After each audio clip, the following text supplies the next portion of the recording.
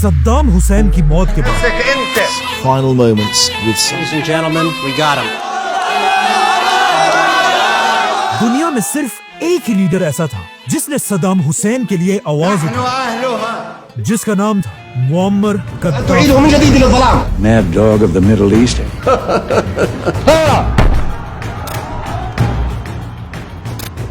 जिसने अरब बादशाहों के सामने खड़े होकर कहा कि अगर अब भी हमने अमेरिका को नहीं रोका तो अगली बारी हमारी हो।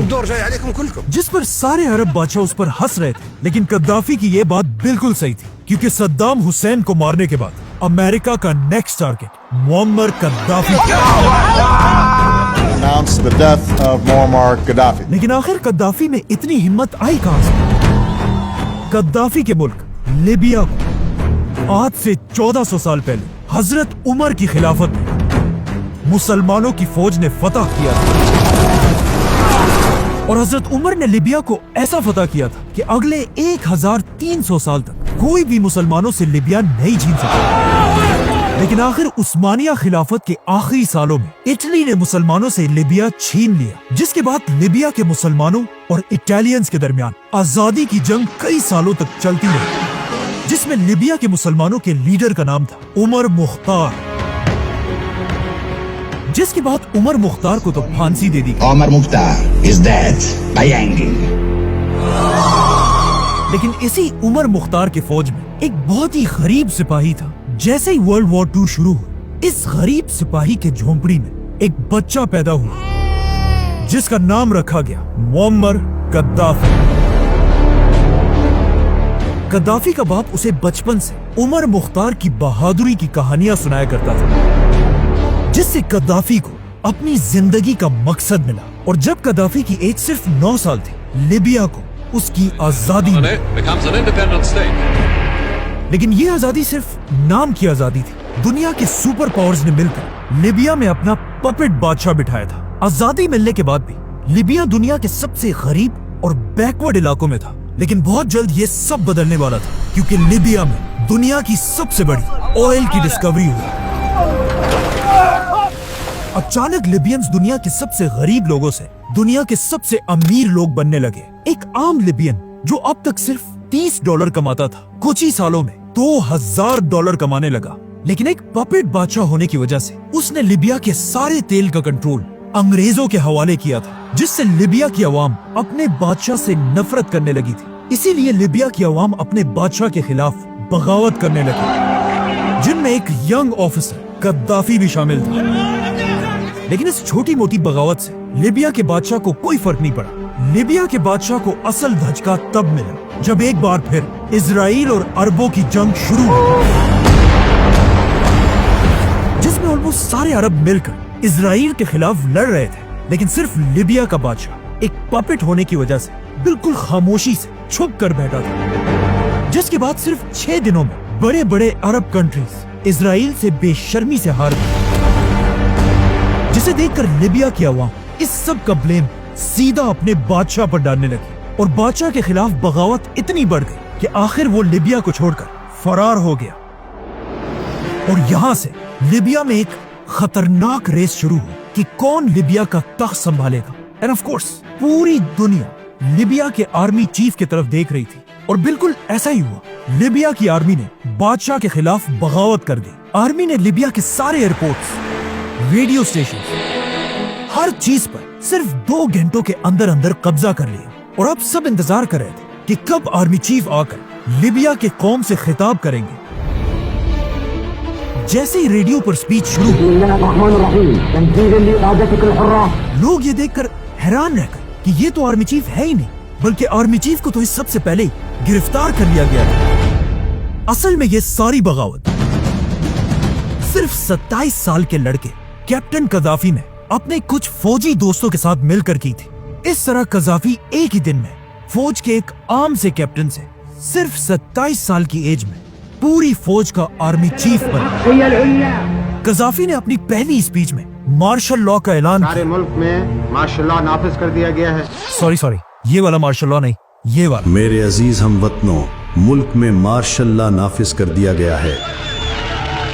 कद्दाफी ने आते ही सबसे पहले लिबिया के अंदर सारे अमेरिका के फौजियों को फुल स्पीड बाहर निकलने का हुक्म दिया। लिबिया के ऑयल पर कब्जा करने वाले सारे अंग्रेजों को भी बाहर निकाल दिया और लिबिया की सारी ऑयल को पहली बार अपने कंट्रोल में लिया।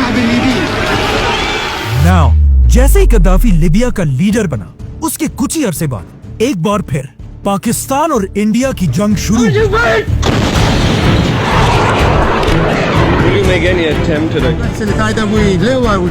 जिसमें गद्दाफी ने खुलेआम पाकिस्तान को सपोर्ट किया और इवन उस वक्त की Indian prime minister Indira Gandhi की तरफ एक लेटर लिखा कि इंडिया ने पाकिस्तान पर हमला करके एक बहुत बड़ी ज्यादती की है। जिसके बाद ऑफ कोर्स पाकिस्तान के जुल्फिकार अली भुट्टो और गद्दाफी एक दूसरे के क्लोज दोस्त बने और इवन गद्दाफी ने एक बार पाकिस्तान आकर OIC की कॉन्फ्रेंस में पहली बार ये ऐलान किया कि पाकिस्तान भी एक न्यूक्लियर ताकत होनी चाहिए। और यहां से पाकिस्तान और लिबिया के दरमियान एक सीक्रेट प्लान शुरू हुआ, जिसमें लिबिया के साइंटिस्ट पाकिस्तान के साइंटिस्ट से न्यूक्लियर टेक्नोलॉजी खरीदने लगे। लेकिन ये दोस्ती ज्यादा अरसा चली नहीं, क्योंकि इस सब के कुछ ही अरसे बाद पाकिस्तान में भी मार्शल लॉ लगा। सारे मुल्क में मार्शल लॉ नाफिज कर दिया गया है, जिसके बाद जुल्फिकार अली भुट्टो को फांसी दे दी गई। There were 7 judges and it is entirely up to them. और पाकिस्तान के नए लीडर जियाउल हक ने आते ही अल्लाहुर्रहमानुर्रहीम लिबिया के साथ सारे रिलेशंस तोड़ दिए और लिबिया के साथ सारी न्यूक्लियर डील्स बंद कर दी। यहाँ तक कि एक टाइम ऐसा भी आया कि गद्दाफी ने सारे पाकिस्तानियों को लिबिया से जबरदस्ती निकालने का हुक्म दिया। इस तरह जनरल जियाउल हक के आने के बाद गद्दाफी ने पाकिस्तान को छोड़कर इंडिया के साथ दोस्ती का हाथ मिलाया, जिसके बाद Indian prime minister Indira Gandhi पहली बार गद्दाफी से मिलने लिबिया भी गए। इंडिया ने गद्दाफी को बहुत इज्जत दी, क्योंकि उन्हें पता था कि अब गद्दाफी कोई आम इंसान नहीं बल्कि दुनिया के सबसे ताकतवर लीडर्स में से। क्योंकि जैसे ही गद्दाफी लिबिया का लीडर बना, दुनिया में पाकिस्तान इंडिया की जंग के बाद एक और जंग भी हुई, अरब इजराइल जंग, Egypt and Syria launch an all-out war against Israel. जिसमें अरब कंट्रीज ने मिलकर अचानक इजराइल पर सरप्राइज हमला किया। लेकिन एक बार फिर सारी अरब कंट्रीज बुरी तरह हार गई, जिसके बाद गद्दाफी ने अरब लीडर से क्लियरली कहा कि इजराइल को हराना इम्पॉसिबल है जब तक उसके साथ अमेरिका की ताकत हो, और जब तक हम अमेरिका को सबक नहीं सिखाएंगे हम इजराइल को हरा नहीं सकते। और गद्दाफी को पता था अमेरिका की सबसे बड़ी कमजोरी एक ही है, ऑयल। तो गद्दाफी ने सऊदी बादशाह शाह फैसल के साथ मिलकर अमेरिका को तेल बेचने पर पाबंदी लगा, जिससे ऑफ कोर्स पूरी दुनिया में ऑयल की प्राइसेस आसमान तक चली गई। गद्दाफी ने इस नए पैसे को यूज करके लिबिया को एक रिच और मॉडर्न कंट्री बनाना शुरू किया। हर वो लिबियन जिसके पास अपना कोई घर नहीं था, उसे फ्री में अपना नया घर दिया गया। और अगर कोई लिबियन अपने लिए गाड़ी लेना चाहता था तो उस गाड़ी के आधे पैसे गद्दाफी की हुकूमत देती थी। और लिबिया में जो भी यंग लड़का शादी करना चाहे उसे ऑलमोस्ट 1 करोड़ रुपए दिए जाते थे। और सिर्फ यही नहीं, गद्दाफी ने एक और भी बहुत इंपॉर्टेंट काम किया। दुनिया में मुसलमानों की तारीख की सबसे बड़ी फिल्म बनने जा रही थी, द मैसेज, जो रसूलुल्लाह सल्लल्लाहु अलैहि वसल्लम की जिंदगी पर बनाई जाने वाली सबसे बड़ी फिल्म थी। लेकिन मसला यह था कि दुनिया में कोई भी इस्लामिक मुल्क ये फिल्म बनाने के लिए तैयार नहीं था, क्योंकि बहुत सारे इस्लामिक स्कॉलर्स इस फिल्म के बनने के खिलाफ। लेकिन गद्दाफी को इस सब की कोई परवाह नहीं थी। उसने इस फिल्म के डायरेक्टर को अपने पास लिबिया बुलाया और उसे मिलियंस ऑफ डॉलर्स दिए और लिबिया में ये फिल्म बनाने का हुक्म दिया। इस फिल्म के लिए गद्दाफी के दिए हुए पैसों से लिबिया में बड़े बड़े सेट्स बनाए गए।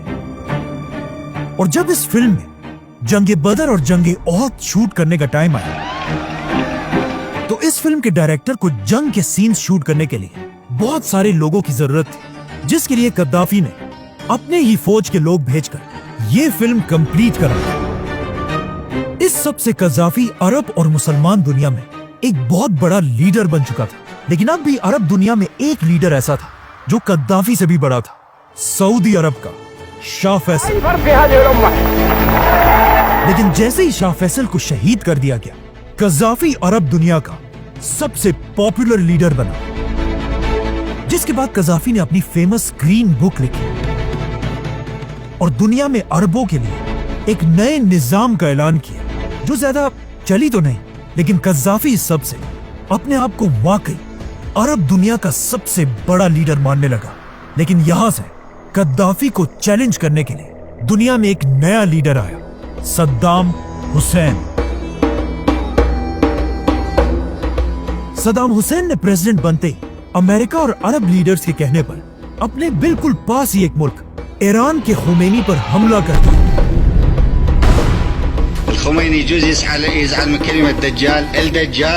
जिसमें दुनिया के सारे अरब लीडर्स ने मिलकर सद्दाम हुसैन को ईरान के खिलाफ सपोर्ट किया, सिवाय एक अरब लीडर के, मुअम्मर कद्दाफी। कद्दाफी ने सद्दाम हुसैन से क्लियरली कहा कि तुम सिर्फ अमेरिका के कहने पर इस जंग में मासूम मुसलमानों को शहीद कर रहे हो, जिसका सद्दाम हुसैन ने कद्दाफी को बहुत ही सख्त जवाब दिया। सद्दाम हुसैन ने कद्दाफी की तरफ एक मैसेज भेजा कि इस जंग में हमारे मरने वाले तो जन्नत जाएंगे, लेकिन ईरान के मरने वाले बिल्कुल तुम्हारे बाप की तरह दोज़ख की आग में जलेंगे। अब किसी के बाप को ऐसे गाली दी जाए, इसे तो कोई आम इंसान भी बर्दाश्त नहीं कर सकता।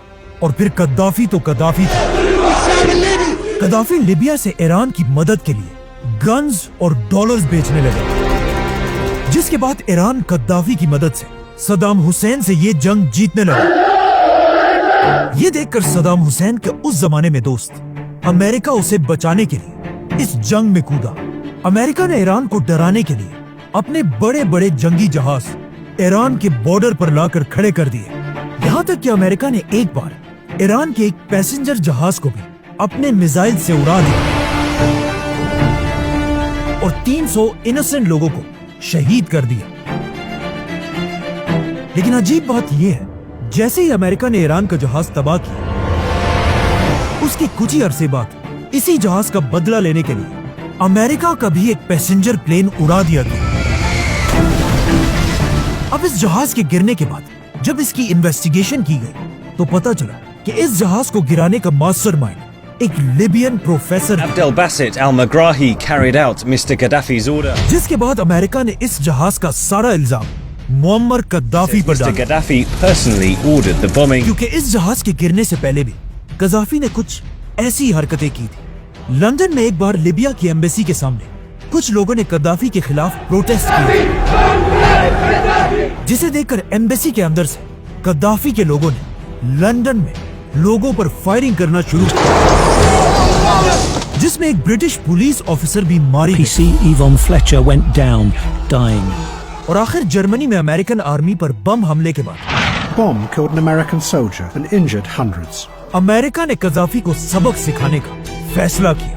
अचानक American president Ronald Reagan TV पर आए और पूरी दुनिया के सामने कद्दाफी को एक पागल कुत्ता कहा। Mad dog of the Middle East. और इसी के साथ कद्दाफी को मारने के लिए अमेरिका के फाइटर जेट्स रवाना किए। इन जहाजों ने फुल स्पीड जाकर कद्दाफी के पैलेस और महलों को मिसाइल से उड़ा दिया। इन हमलों से कद्दाफी की छोटी सी अडॉप्टेड बेटी हाना कद्दाफी शहीद हो गई। Our small adopted daughter was killed. अब कद्दाफी तो बच गया, लेकिन अमेरिका ने कद्दाफी की कमर तोड़ने के लिए लिबिया पर बड़े बड़े सैंक्शंस लगाए, Political or military sanction. जिसके बाद अमेरिका के डर से दुनिया का हर मुल्क अपने आप को कद्दाफी से दूर करने लगा और लिबिया की इकोनॉमी तेजी से नीचे गिरने लगी। अब कद्दाफी के इन मुश्किल हालात में दुनिया में सिर्फ एक लीडर ने कद्दाफी को सपोर्ट किया, जिसका नाम था Nelson Mandela.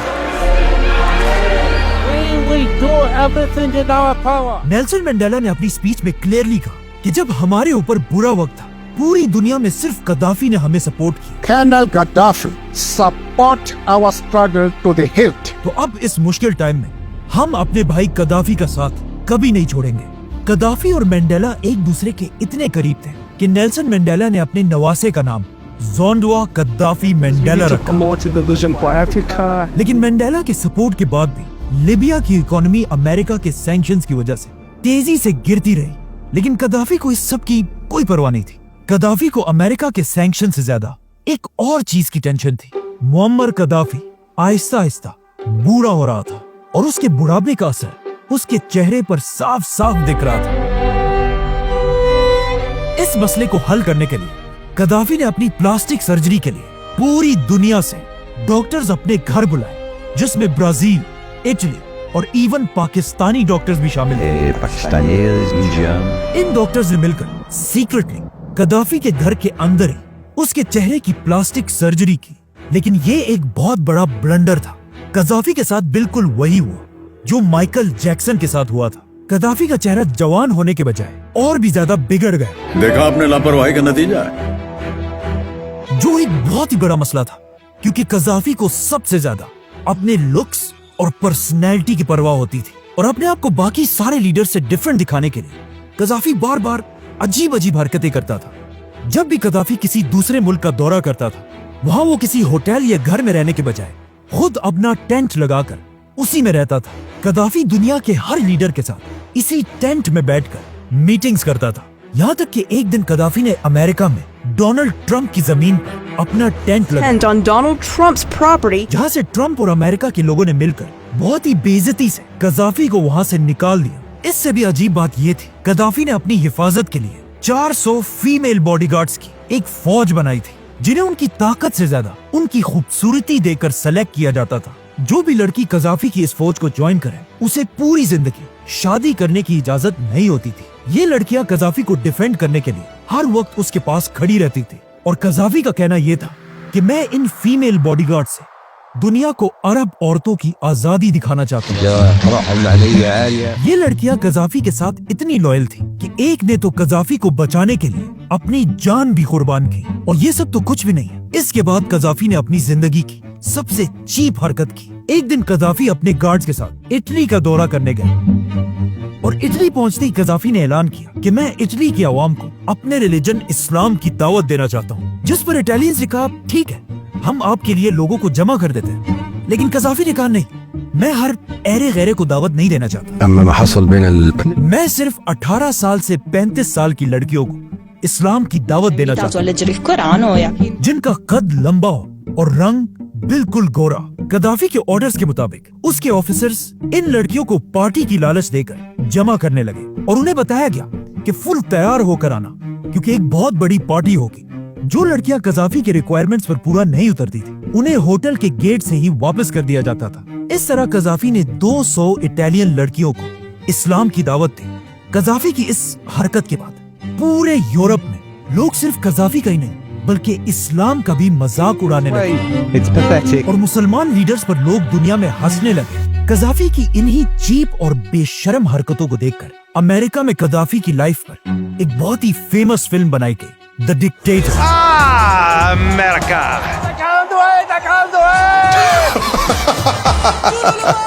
What was the question? What is the question? ये तो कदाफी की पर्सनल लाइफ थी, लेकिन अब भी अमेरिका के सैंक्शंस की वजह से कदाफी का लीबिया बिल्कुल टूट चुका था। लेकिन कदाफी अकेला नहीं था जिस पर अमेरिका ने सैंक्शंस लगाए। Unilateral sanctions. कदाफी से भी ज्यादा खतरनाक सैंक्शन अमेरिका ने एक दूसरे लीडर सद्दाम हुसैन पर लगाए थे, क्योंकि अमेरिका कदाफी से ज्यादा सद्दाम की ताकत से डरता था।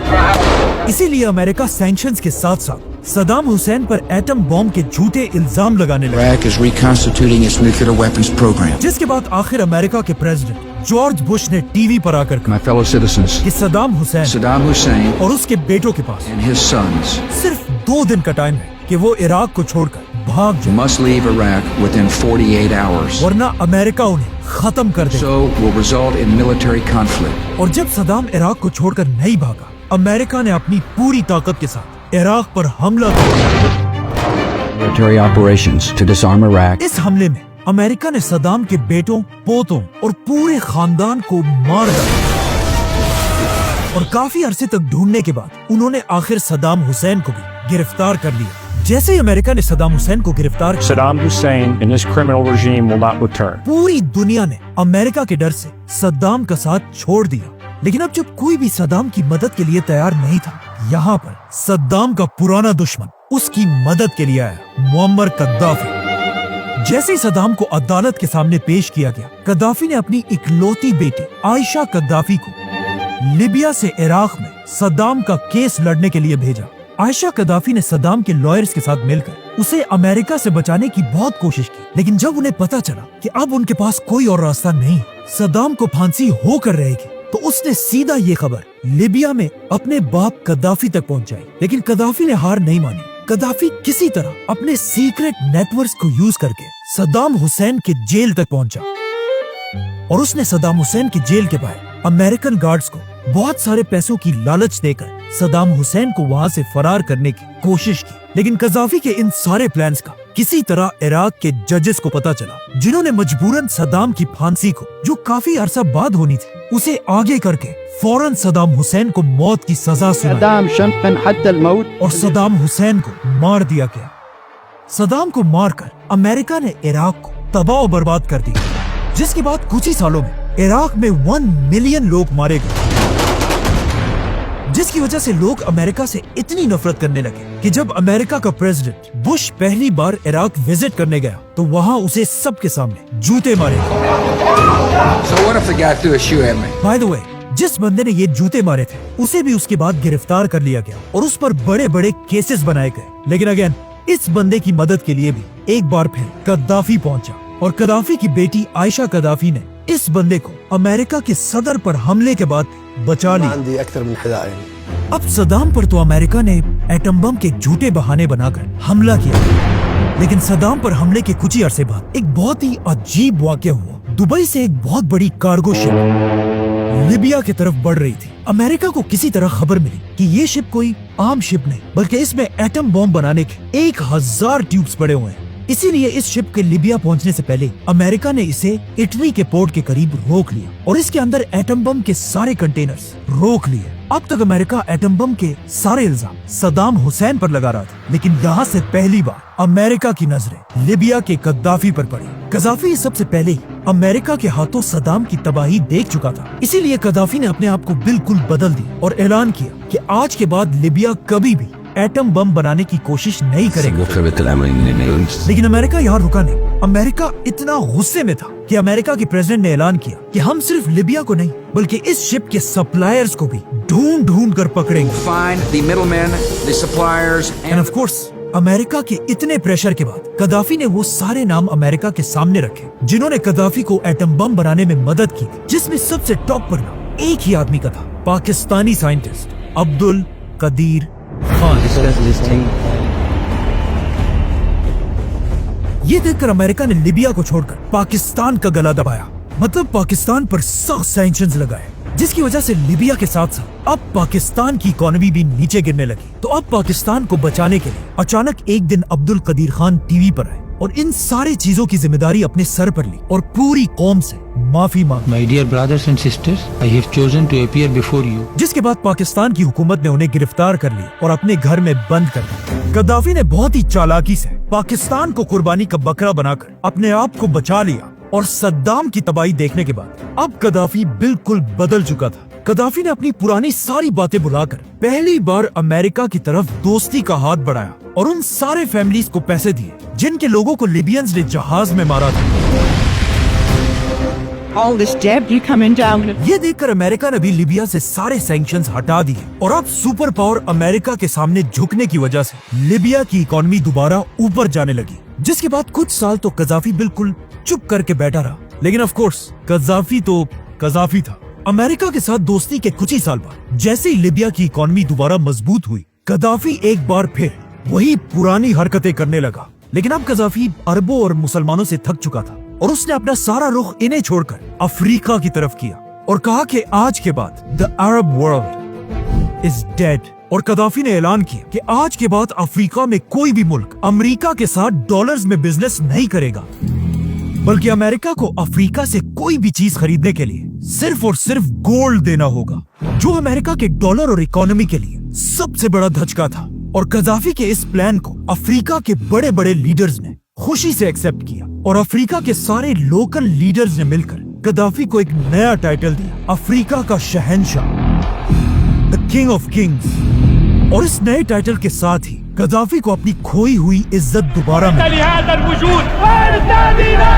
जिसके बाद अरब दुनिया के लीडर्स की सबसे बड़ी कॉन्फ्रेंस हुई जिसमें कजाफी ने सबके सामने खड़े होकर कहा कि अगर हम अरब लीडर्स एक ना हो तो अमेरिका सद्दाम के बाद हम में से किसी एक की बारी हो। और साथ ही कजाफी ने कहा कि जिस तरह पाकिस्तान और इंडिया के पास भी एटम बॉम्ब है, हम अरबों का भी अपना एटम बॉम्ब होना चाहिए। और सिर्फ यही नहीं, अगले साल इसी कॉन्फ्रेंस में कजाफी ने सबके सामने सऊदी बादशाह किंग अब्दुल्ला से कहा कि तुम सऊदी बादशाहों की कोई औकात नहीं, तुम्हें तो ब्रिटिश ने लाकर बिठाया और आज अमेरिका तुम्हें पाल रहा है और अमेरिका के बगैर तुम्हारी कोई हैसियत नहीं। तुम सारे सऊदी अमेरिका के पपेट्स हो। असल में अरब दुनिया का सच्चा लीडर मैं अफ्रीका का शहंशाह हूँ और मैं पूरी इस्लामिक दुनिया का इमाम हूँ। जिस पर किंग अब्दुल्ला ने उसे जवाब दिया कि कदाफी तुम्हारी कब्र तुम्हें बुला रही है। लेकिन कदाफी यहाँ रुका नहीं। इसके कुछ ही अरसे बाद कदाफी ने पहली बार अपनी 40 साल की हुकूमत में अमेरिका का दौरा किया। ये कदाफी का पहला और आखिरी दौरा था जहाँ यूएन की कॉन्फ्रेंस के लिए दुनिया के सारे लीडर्स मौजूद थे। हर लीडर को बोलने के लिए 15 मिनट्स का टाइम दिया गया था, लेकिन कदाफी स्टेज पर चढ़कर 90 मिनट्स तक बोलता रहा। इस बीच में कदाफी ने बहुत ही खतरनाक बातें की। कदाफी ने कहा सबसे पहले तो हमें सिक्योरिटी काउंसिल का नाम बदल देना चाहिए और इसे सिक्योरिटी काउंसिल की जगह शैतान का काउंसिल कहना चाहिए। और इसी स्पीच के दरमियान कदाफी ने बहुत जज्बाती होकर सबके सामने यूएन चार्टर का एक हिस्सा फाड़ दिया। और इस सब के बाद कदाफी ने यूएन के लीडर से कहा कि अगर तुम लोगों के पास फलस्तीन के मसले का हल नहीं तो ये देखो, इस किताब में मैंने फलस्तीन के पूरे मसले का हल लिख दिया है। जिसके बाद कदाफी ने ये किताब सीधा यूएन के लीडर के मुंह पर मारी। अब फलस्तीन के मसले का हल तो आज तक नहीं निकला, लेकिन इन हरकतों से कदाफी की मौत का वक्त बहुत ही करीब आ चुका था। अरब स्प्रिंग।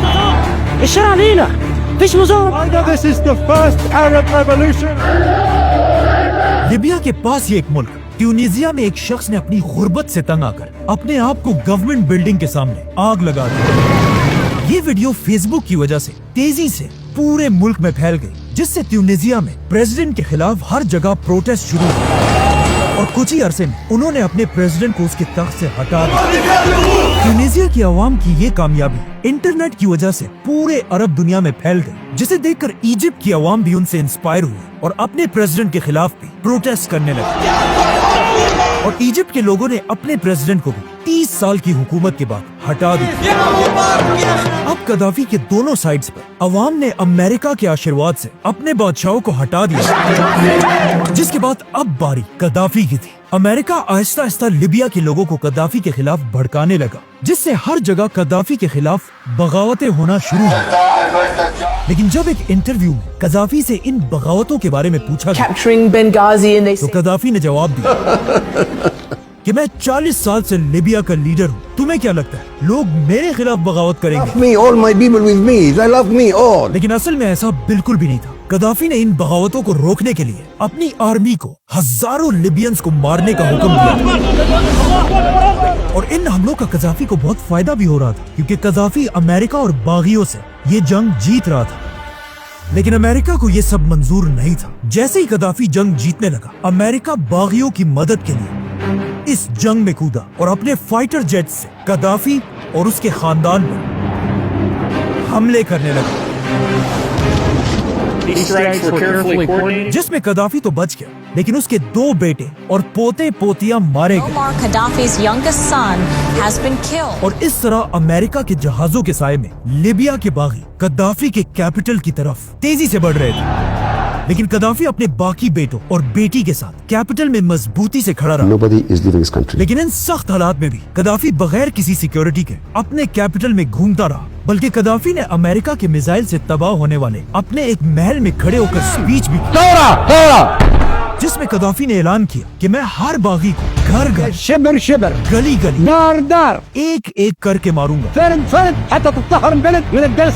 लेकिन अमेरिका के जहाजों और मिसाइलों ने कदाफी के कैपिटल को ऐसा तबाह किया कि कदाफी की सारी फौज बिल्कुल खत्म हो गई। ये देखकर कदाफी ने अपनी बेटी को आखिरी बार अपने पास बुलाया और उसे कहा कि जितना जल्दी हो सके लिबिया को छोड़कर चली जाओ और कदाफी खुद अपने एक बेटे के साथ बहुत सारी आर्मर्ड गाड़ियों को लेकर गायब हो गया। अब अमेरिका, नेटो और बागी सब मिलकर कदाफी को ढूंढ रहे थे, लेकिन बहुत ढूंढने के बाद भी उन्हें कदाफी नहीं मिला। अचानक एक दिन नेटो का एक फाइटर जेट पनाविया टोर्नेडो लिबिया के डेजर्ट्स के ऊपर से गुजर रहा था। इस जहाज के पायलट ने नीचे डेजर्ट में 75 आर्मर्ड गाड़ियों का एक बहुत बड़ा काफला फुल स्पीड भागते हुए देखा। इस जहाज के पायलट ने सीधा ये खबर अमेरिका तक पहुंचाई और अमेरिका के ड्रोन्स ने आकर कदाफी के काफले पर हमला करना शुरू किया। लेकिन 11 गाड़ियों के तबाह होने के बाद कदाफी का काफला फुल स्पीड आगे बढ़ता रहा। लेकिन जैसे ही कदाफी की गाड़ी के बिल्कुल सामने वाली गाड़ी तबाह हुई, कदाफी और उसका बेटा गाड़ी से उतरकर इधर उधर भागने लगे और पीछे से बागियों की गाड़ियां इनका पीछा करने लगी। आखिर कदाफी भाग भाग कर थक गया और बागियों से बचने के लिए एक गटर के पाइप के अंदर छुप गया, जिसके बाद बागियों ने कदाफी के साथियों को मारकर उसे घसीट कर गटर से बाहर निकाला। कदाफी इन यंग बागियों के सामने गिड़गिड़ाने लगा कि बेटा मुझे मत मारो, मैंने किया क्या। ये वही कदाफी था जिसके पास दुनिया के सबसे महंगे महल थे, जो हर टाइम अपने फीमेल गार्ड्स के साथ घूमता फिरता था, बल्कि अपने आप को किंग ऑफ किंग्स कहता था। लेकिन आज कदाफी इन गरीब बागियों से अपनी जिंदगी की भीख मांग रहा था। इसके बाद बागियों ने जो कदाफी के साथ किया वो हम यहाँ एक्सप्लेन भी नहीं कर सकते। कहा जाता है इस वक्त कदाफी के पास अपनी फेमस सोने की पिस्टल भी थी और इसी सोने के पिस्टल से बागियों ने कदाफी को गोली मार दी।